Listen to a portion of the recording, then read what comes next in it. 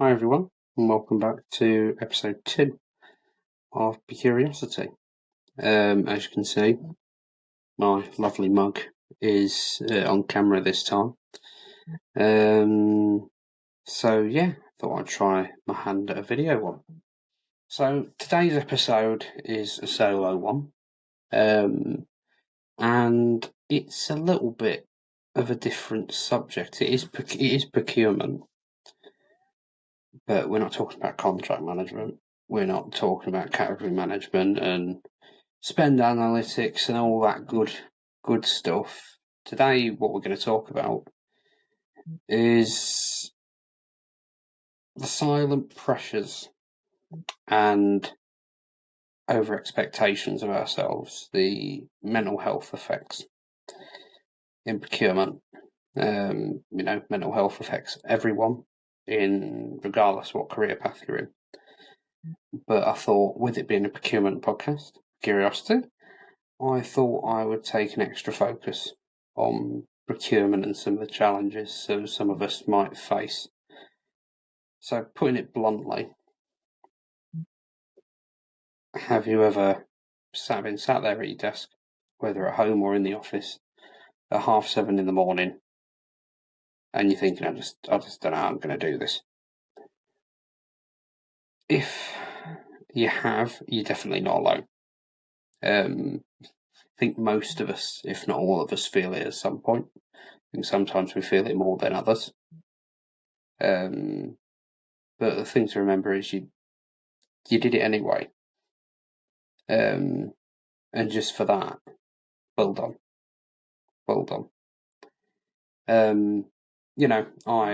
I've been quite open. I have suffered with my mental health in terms of depression and anxiety over the years.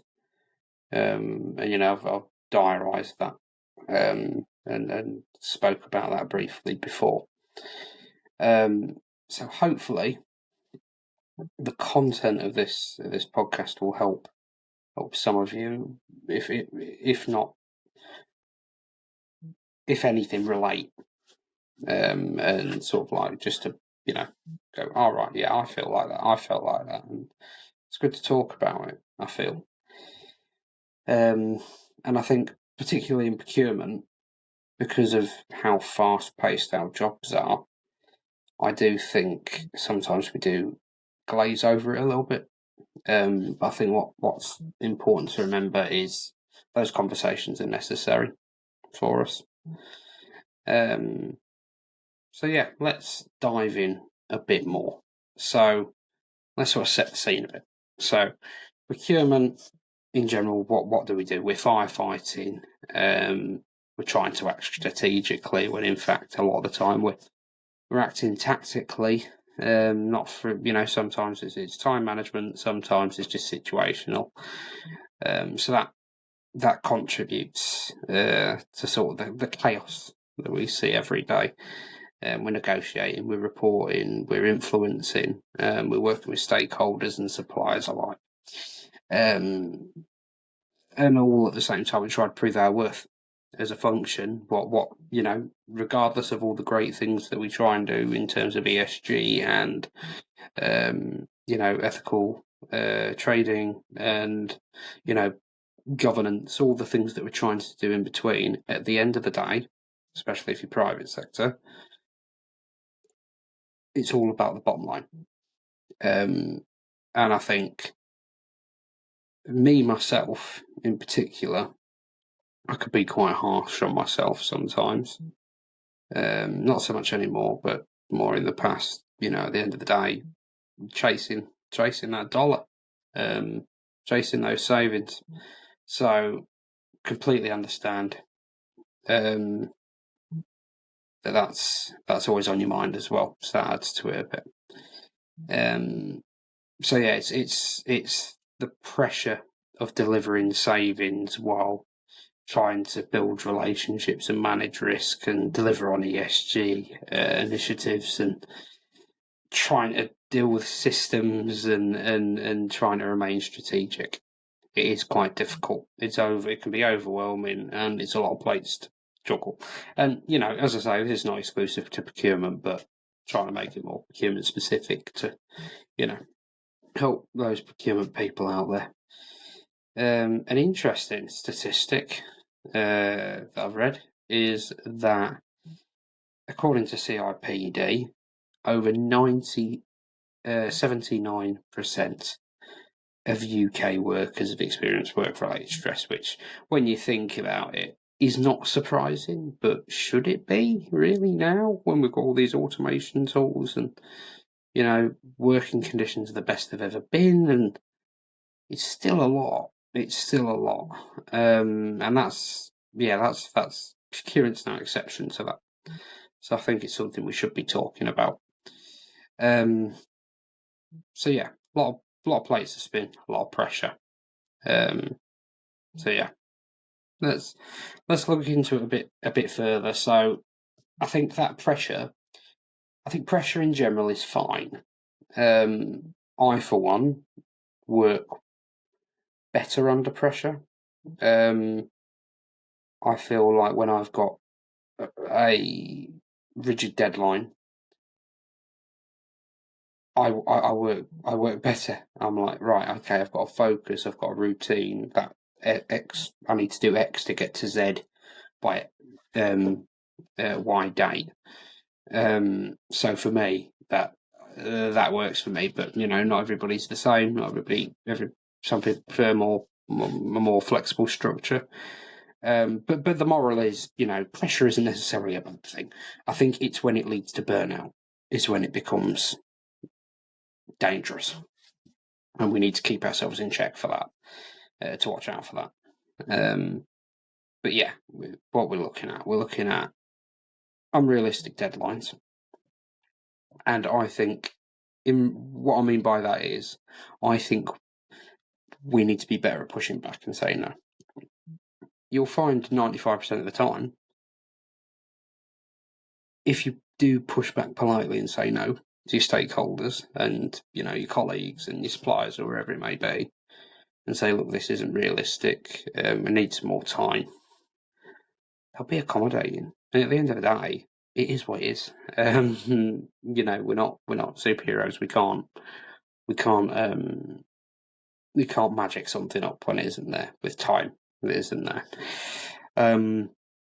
And in part, tying into that, and it's more expectations of ourselves, imposter syndrome. I feel, from experience, and I'm sure many other people feel it, when you are under a lot of pressure, whether that's, sometimes that's pressure you're putting on yourself unnecessarily, it is linked to imposter syndrome. It is linked to, I need to be better at this. Yeah, that's something we'll touch on as well. But yeah, another interesting stat.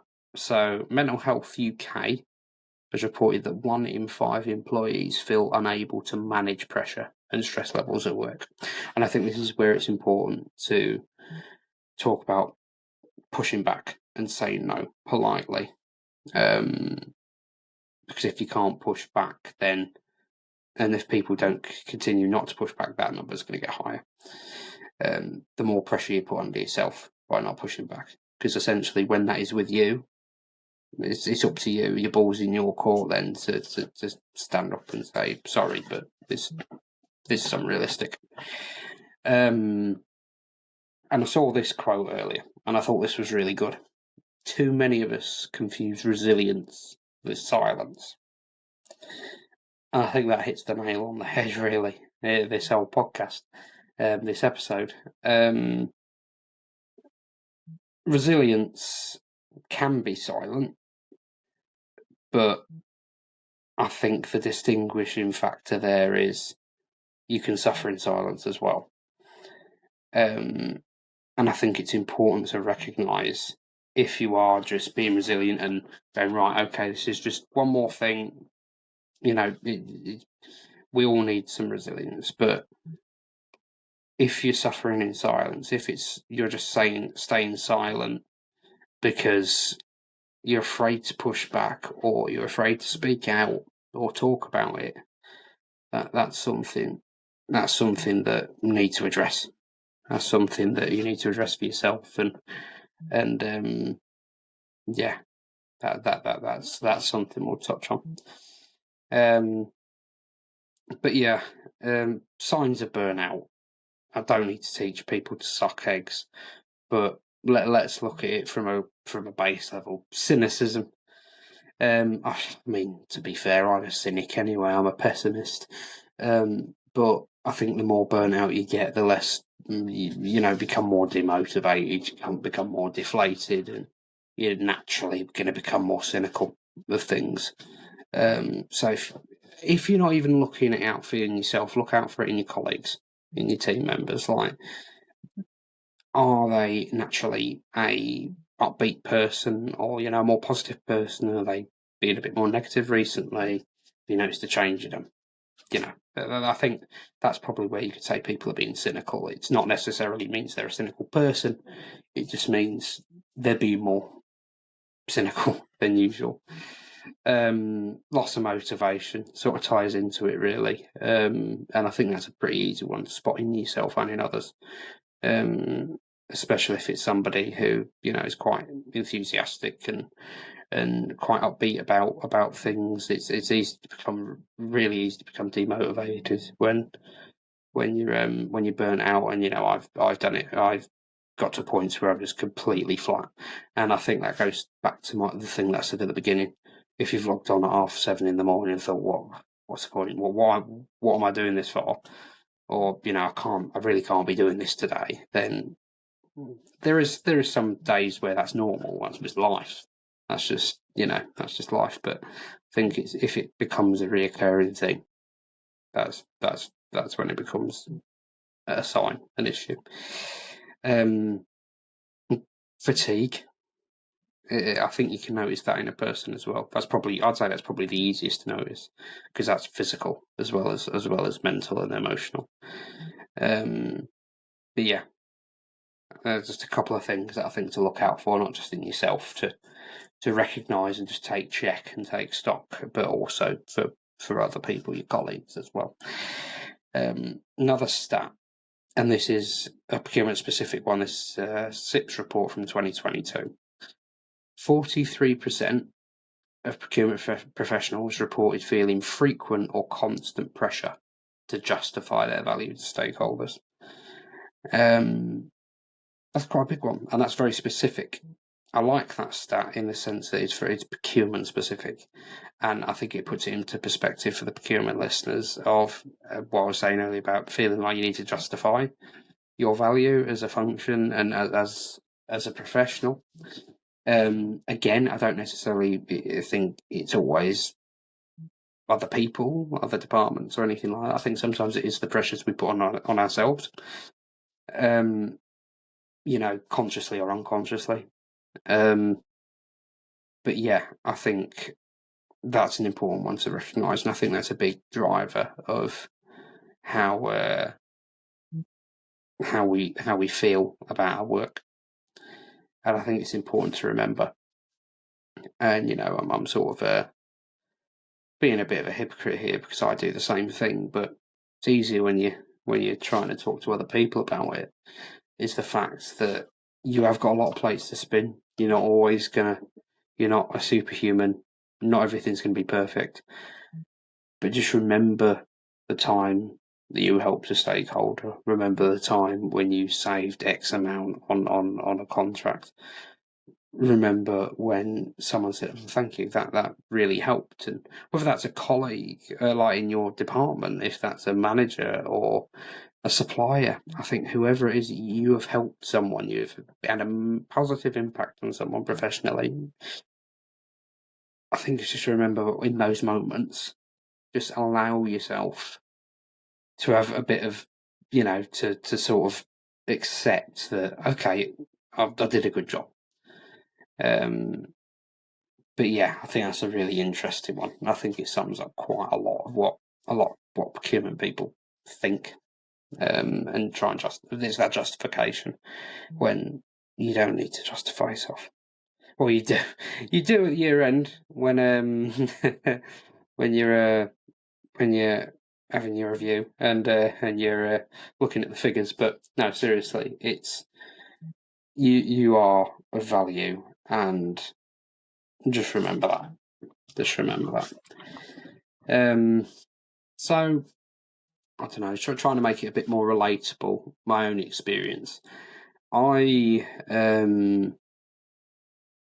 got to a point where, in my earlier career, where I was always chasing pennies.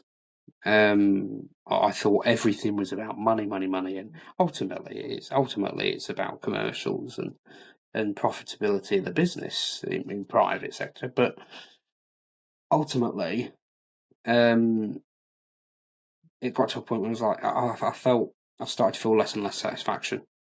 And I think that's where I started to get a bit demotivated and felt something was missing. And after a while, I realised it isn't just chasing the pennies. I think there's a lot of things you can do that, in the end, does result in both getting the extra pennies in and creates value long term. So, for me, looking back at what I just said then about chasing the pennies versus now I'll prioritise what projects to go after.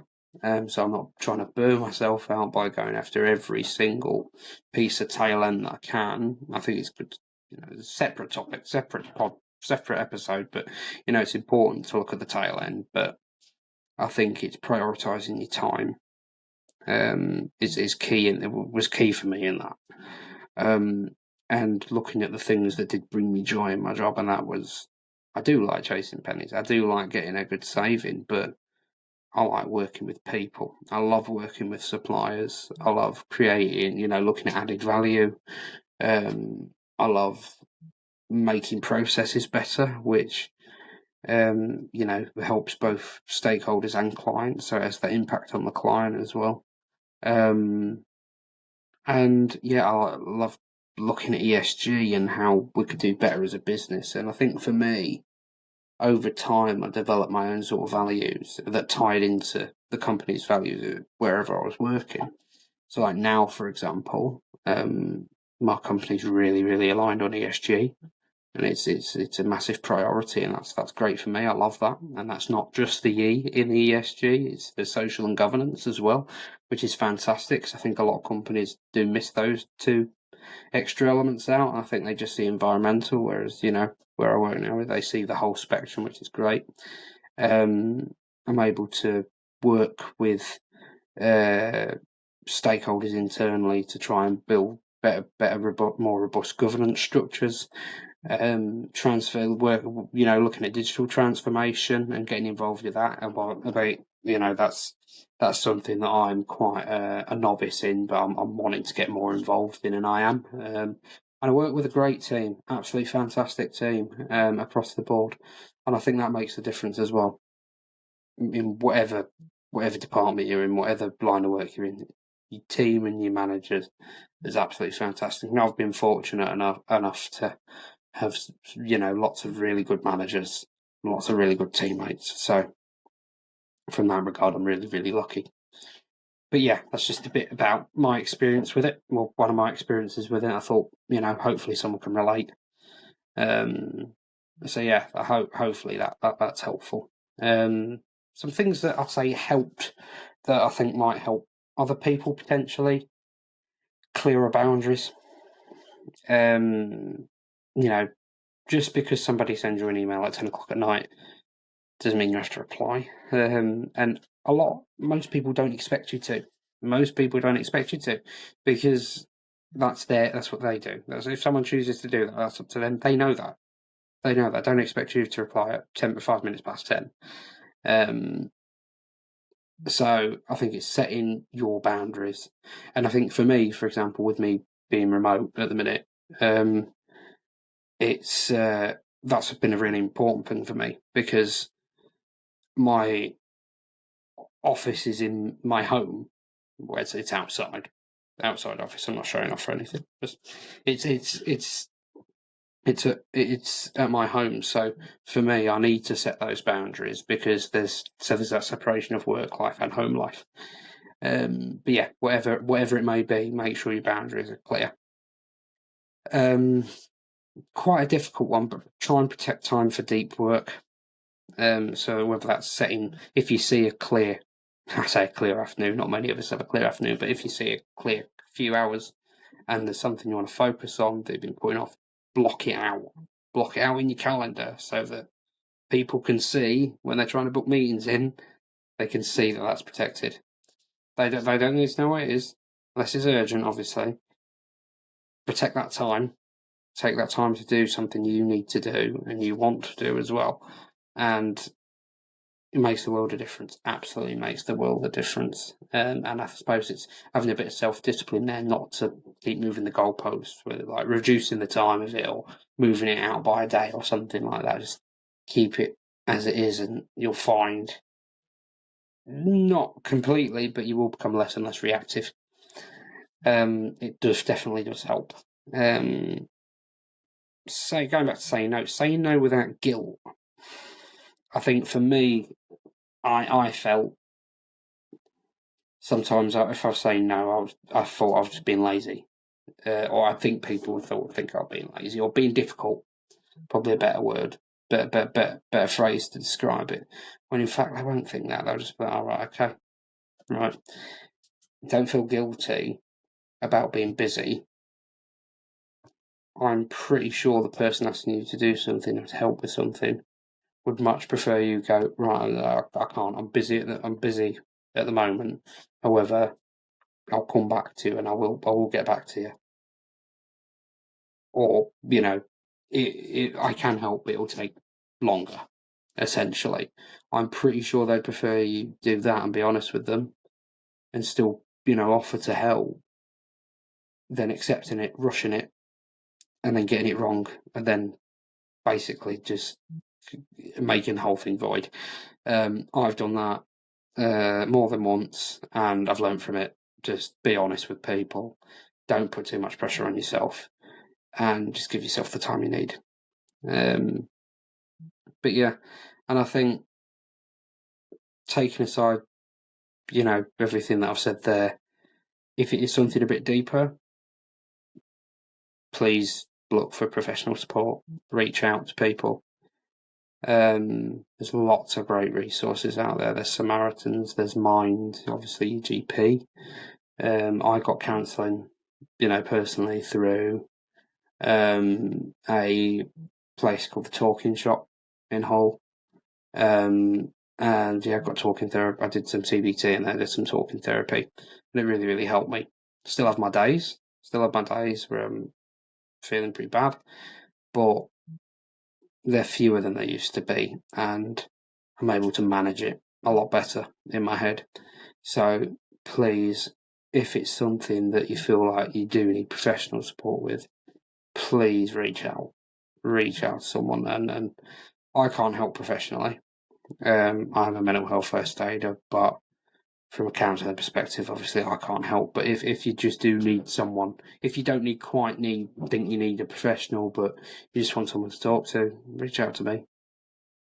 If you reach out to a friend, reach out to a family member, please make sure you're not alone, because you're not. Just make sure you get that support. I suppose putting a little procurement spin on it. Look at your bandwidth like a budget. Don't overspend. It's as simple as that. Don't spread yourself too thin. Make sure you're comfortable with what you're doing, and if you're not, speak out. Because at the end of the day, it's up to you. It's up to you to do that, to get that support, and there'll be loads of people around you, I'm sure, who'll be willing to help. But yeah, another thing I'd like to add is mental health, not just in procurement, but just in general. It's not a weakness. Definitely not a weakness. It's part of who we are. We're all human. It's nothing to be ashamed of. If anything, owning it and addressing it, both to be better both professionally and personally, is something to be proud of. So be proud of it. Don't be ashamed of it. We can't, because at the end of the day, we can't pour from an empty cup, can we? And in procurement, everyone's trying to borrow your cup, so you definitely can't be empty. You need some sort of a substance, some sort of measurement in there, don't we? But yeah, reflect on your workload, reflect on how you're feeling about things, and check in with, as I said, check in with someone you trust. It's all about trust. But yeah, that's it. I've gone over by 5 minutes, but still not as intensive as the first episode in terms of time. So yeah, thank you for listening. In episode 3, we will have our first guest, and hopefully by then I shall have my merch. As you can see from today, I haven't quite it yet. It's just me in a band shirt. Yeah, no, thank you for listening and listen to me dribble on a bit. And yeah, see you on the other side.